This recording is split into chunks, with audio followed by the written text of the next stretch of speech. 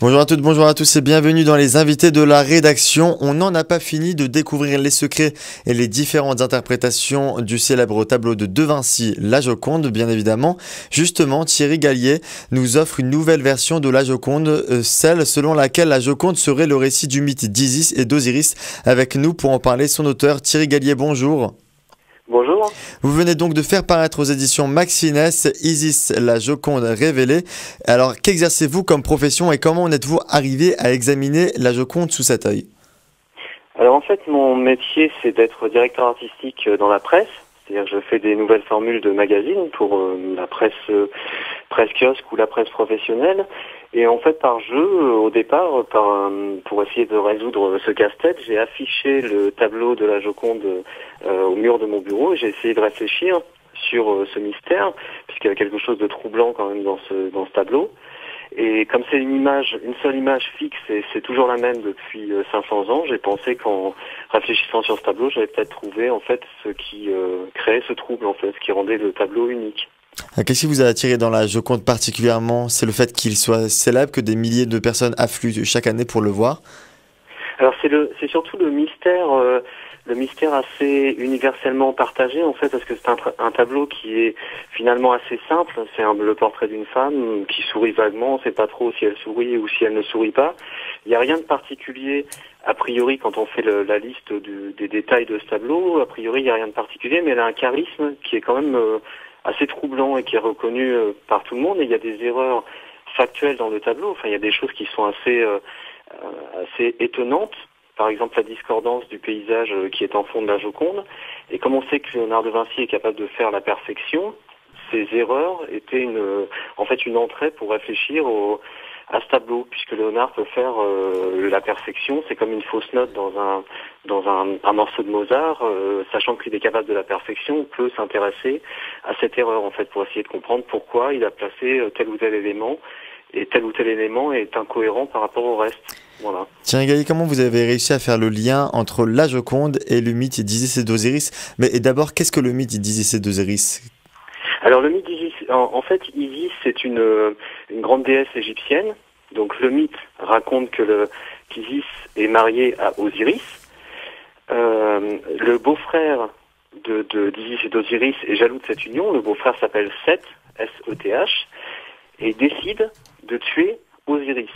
Donc pour ça, il crée un subterfuge, c'est-à-dire qu'il fabrique un coffre, un énorme coffre, et il donne un banquet en disant à ses invités, celui qui arrive à entrer dans ce coffre, je vais lui offrir ce coffre, qui était fait en bois précieux, exceptionnel, etc. Osiris se met dans ce coffre, c'était un piège, en fait, Seth et ses complices referment le coffre et jettent ce coffre dans le Nil. Ensuite, le corps d'Osiris est découpé en 14 morceaux. Isis, qui a perdu son mari, part à la recherche de son mari dans les marais du Nil. Elle retrouve 13 des 14 morceaux. Le 14e morceau, celui qui lui manque, est le phallus d'Osiris. Elle en fabrique un en argile. Elle utilise ce phallus en argile pour être enceinte. Elle a un enfant qui s'appelle Horus, H-O-R-U-S. Qui va venger? Horus va venger son père en attaquant Seth, celui qui est le meurtrier de son père.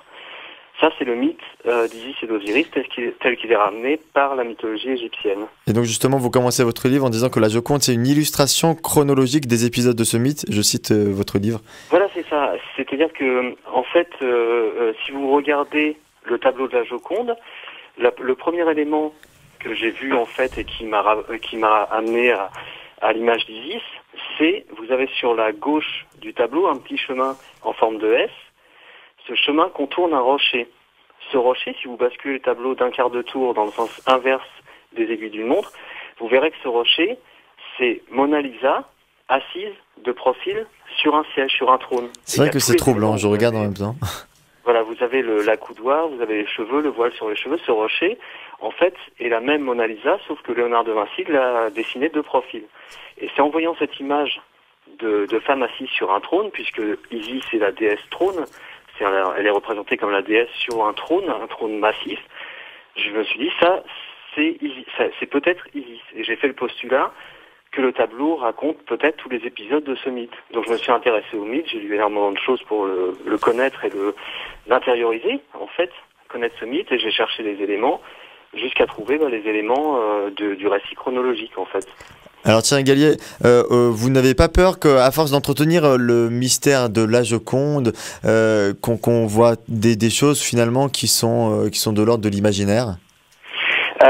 Je ne pense pas parce qu'en fait, par exemple, si vous regardez au niveau de l'épaule, de son épaule droite, c'est-à-dire quand on regarde le tableau, l'épaule qui se trouve la plus à gauche, son épaule droite à elle, vous verrez que dans le S que forme ce petit chemin, vous voyez le phallus en argile qui est contourné par ce petit chemin. Donc il faut bien regarder. Je pense que le phallus, par exemple en argile qui est dans la mythologie du mythe d'Isis et d'Osiris, est présent dans le tableau en fait. Et le livre, c'est ça, hein, c'est montrer les éléments, les détails qui montrent en fait ce mythe. Mais ce qui peut être étonnant, c'est que Léonard de Vinci en fait est pas du tout connu pour être un peintre de l'anthropomorphie. C'est-à-dire l'anthropomorphie, c'est quand on cache des images dans des tableaux, quand on combine des images cachées, des images masquées, il n'est pas du tout connu pour ça. C'est un peu des images d'Épinal. Voilà, c'est ça, ou ce que faisait Dali l'a fait, par exemple, il est connu aussi pour ça, Salvador Dali, où il a mis le portrait de Voltaire, par exemple, dans un tableau, ou quand vous regardez au bout d'un moment, vous voyez le portrait de Voltaire. Archimboldo, par exemple, l'a fait en faisant des portraits qui sont entièrement faits avec des fleurs, des légumes, etc. Mais Léonard de Vinci n'est pas du tout connu pour ça. Or, non seulement c'est un peintre de l'anthropomorphie, mais c'est le plus grand de tous.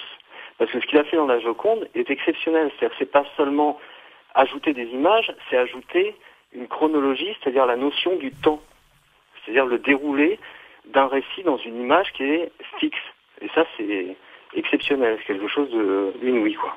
Thierry Gallier, dans Isis, la Joconde révélée, vous racontez quasiment heure par heure comment a mûri ce projet, comment vous avez réussi à analyser et à voir les petits détails de ce tableau si célèbre de Léonard de Vinci.